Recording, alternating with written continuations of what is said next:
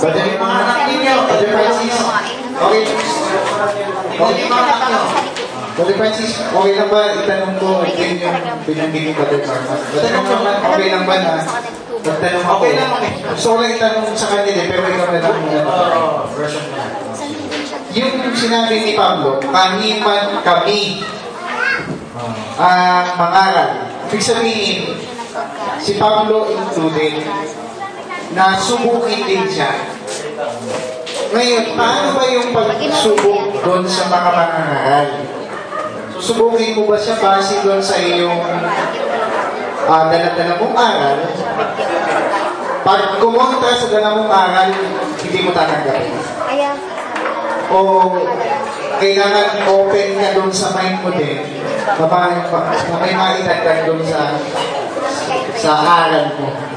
Yung kinaiisang term yung ginamit ko dati, hindi lang dati, madalas kong gamitin yung word berea. Kinaiisan kasi, hindi lang naman yung term ang ayaw ng tao, kundi yung ibig sabihin ko, ayaw ng tao.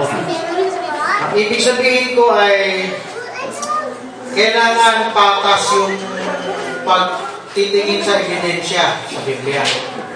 Ang nangyari ngayon sa samahan, lahat ng samahan. O, Sister Lisa.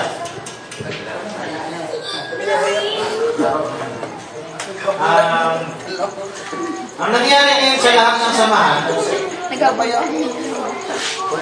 yung mga miyembro, hindi na sila nakakasaliksik ng patas. Okay? Hindi na sila nakakapag-compare kasi pag sinabi ng leader, mali sila, memoryado nila, mali sila. Ngayon, nung nagsimula ako rito, ito para sa akin mababaw, pero kailangan balik-balikan kasi master dito. Para malaman mo, sino yung nagsasabi ng tama. Lahat naman nag-aangking Biblia. Diba? Lahat naman nag-aangking na sinusunod sila kay Kristo. Yung master key para masala mo yung nasa katotohanan, yung may espiritu ni Kristo, yung may espiritu ng pagkabereya, kasi hindi siya basta-basta na nagpapadala sa emosyon. Hindi siya nagpapadala sa bulong. Hindi siya nagpapadala sa kampi-kampi. Kung meron siya pinanggalingan home church, magtaka ka lang pag hindi siya kailangan yung home church na pinanggalingan niya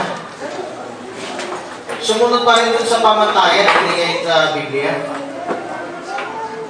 Ngayon, ito yung isang pamantayan back to the word, diba?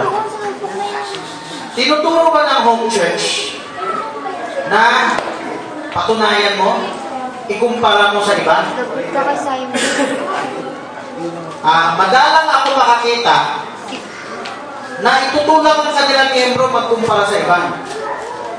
Meron si Elias Soriano, yung hindi ka pa na-convert.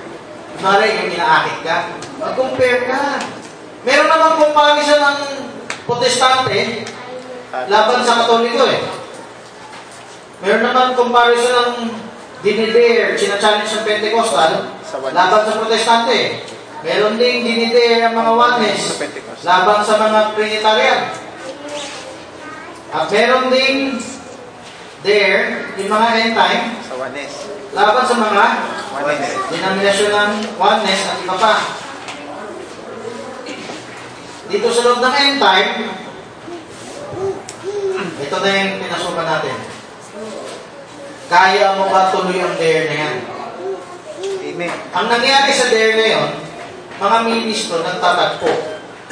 Ikwento ko lang ng konting history ng end time para malaman nyo. May mga ministers meeting ang level 1 and level 2 dati. Minsan level 3 and 2. Nagtatalo nga sila sa differences. Ngayon, nagsawa na. Sino agree? Nakaabot ka ba sa meeting? Wala pa, no? Hindi ko naabutan. Naabutan ko pa yung pero pawala na. Ngayon, ayaw na nila pag-usapan yan. Kung meron ng malala yung liblib na gusto pag-usapan yan, mabuti yan. Pero ngayon, pag wala tayong interest, ministro to pinag-usapan ko, hindi miyembro How much more sa miyembro? Ano nangyayari sa miyembro? Pag nagtitipon sila, hindi na pinag-uusapan ang differences. Ano pag nagpunta ka ng camp meeting? Ay, camp meeting para magpalakasan, magtulungan. Di ba, nireview sa end time yung ecumenical movement? Yes. Yung social gospel? Yes. Para hindi ka mahulog sa ecumenical movement at social gospel, tuloy ang sharing. Hindi naman kailangan mag-away sa sharing eh. So, ang nangyari sa end time, basta meron silang common ground, yung mga ibang differences, hindi na nila pag-usapan yan. Common ground natin, propeta, common ground natin, ganyan-ganyan. Pero pansinin nyo sa end time, kaya gumawa ko ng tabulation. May 4 na major, iba pa yung minor, di ko na sinama yan. 4 na major teaching ng end time na dumating dito sa Pilipinas. Itong 4 na major teaching, hindi yan mostly naghahalubilo. Kung meron ng humalubilo, 1 and 2, madalang. Meron man konti, hindi alam ang difference. Kung meron ng humalubilo, hindi pinag-uusapan ng difference. Kaya nga, mas gusto nila ka-fellowship yung kauri nila. Sabi ni Bar Jackson, how can 2 walk together unless they be agreed?